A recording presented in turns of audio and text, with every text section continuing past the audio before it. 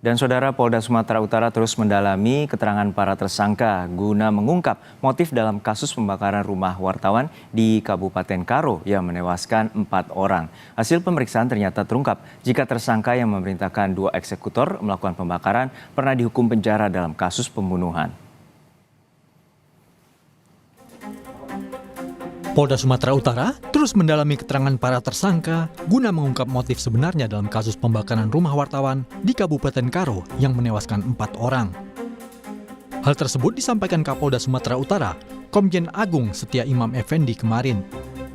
Tersangka ketiga yang berperan sebagai pemberi perintah dan membayar 2 eksekutor berstatus sebagai residivis. Dia 2 kali dihukum penjara, salah satunya dipenjara dalam kasus pembunuhan. Polisi juga akan melakukan pemeriksaan psikologis terhadap para tersangka agar dapat menyimpulkan motif sesungguhnya di dalam kasus pembakaran rumah wartawan di Kabupaten Karo. Sejauh ini, polisi baru menetapkan 3 tersangka dan belum menyimpulkan motif dalam kasus ini. Yang bersangkutan sudah 2 kali ya menjalani hukuman, dan tentu ini menjadi background yang kita akan lebih kuatkan lagi. Ada akan pemeriksaan psikologi para pelaku juga sedang akan kita siapkan baterainya yang tepat, artinya kan nanti akan kita bisa menangkap apa yang ada dalam pikirannya, apa yang dalam kepribadiannya, dan kemudian kita akan bisa mengungkap lebih dalam lagi apa yang menjadi motif daripada yang bersangkutan. Pekan lalu, putri korban Eva Pasaribu didampingi LBH Medan mendatangi Pusat Polisi Militer Angkatan Darat. Pihak keluarga meminta pihak TNI mengusut kematian keluarganya yang diduga melibatkan anggota TNI dalam kasus ini. Meski sebelumnya Panglima TNI membantah ada anggotanya yang terlibat. Saya rasa dari Polri sudah mengatasi ya untuk yang rumah wartawan dibakar itu sudah diatasi oleh Polri ya. Nggak ada. Usai melaporkan ke Puspom Angkatan Darat, keluarga korban melaporkan kasus tersebut ke Komnas HAM. Mereka meminta Komnas HAM turun langsung untuk menyelidiki kasus tersebut serta memanggil pihak-pihak terkait. Keluarga meyakini oknum HB terlibat dalam kasus ini. Karena bukti-bukti kami juga udah cukup untuk mengarah ke situ, makanya kami hadir sampai hari ini ke sini, ke Jakarta, agar ditelusuri lagi dahulu, diperiksa. Kalau memang benar adanya, diberi dia hukuman sesuai dengan yang diperbuatnya.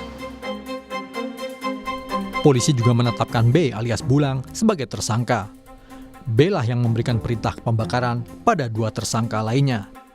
Polisi masih mendalami motif pembakaran rumah korban, termasuk soal pemberitaan perjudian yang diungkap oleh korban.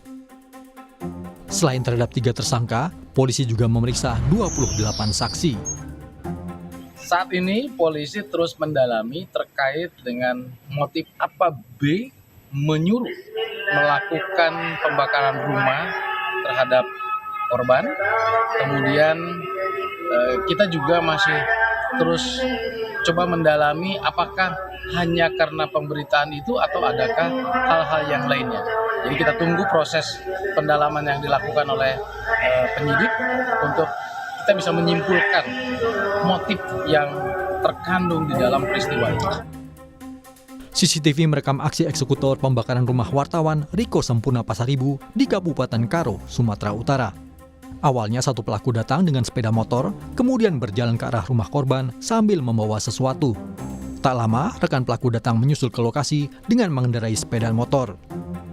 Usai api menyala, 2 pelaku meninggalkan tempat kejadian, Kamis 27 Juni lalu. Nyawa Riko Sempurna Pasaribu melayang dalam kebakaran di rumahnya. Dalam kebakaran itu, ditemukan 3 jasad lainnya, yakni istri, anak, serta cucunya. Kebakaran menuai perhatian karena dianggap janggal oleh pihak keluarga maupun rekan korban. Hal ini karena kebakaran korban terjadi saat korban tengah fokus meliput judi di Tanah Karo.